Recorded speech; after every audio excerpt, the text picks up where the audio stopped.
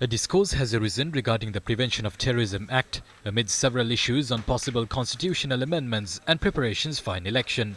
The discussion in this regard comes before the UN Human Rights Council sessions that are set to begin at the end of this month. The government has already proposed amendments to the Prevention of Terrorism Act and has stated that a new law will be drafted on this in future.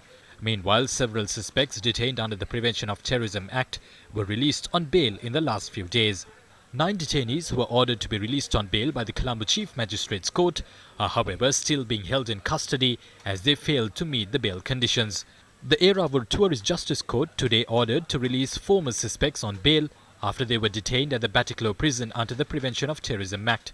The 4 detainees were arrested in connection with a statement on social media in November 2020. Meanwhile, the Court of Appeal today said that the decision on the bail order for Hijaz Hizbullah, who is being remanded under the Prevention of Terrorism Act, will be announced on the 7th of this month. President's counsel Ramesh De Silva pointed out that the Puttalam High Court had refused to grant bail as it had no jurisdiction.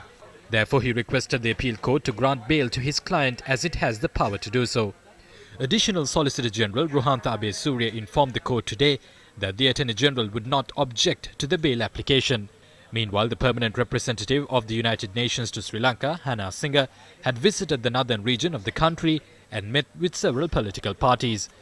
In a tweet, she said, 12 years on the grief is still raw.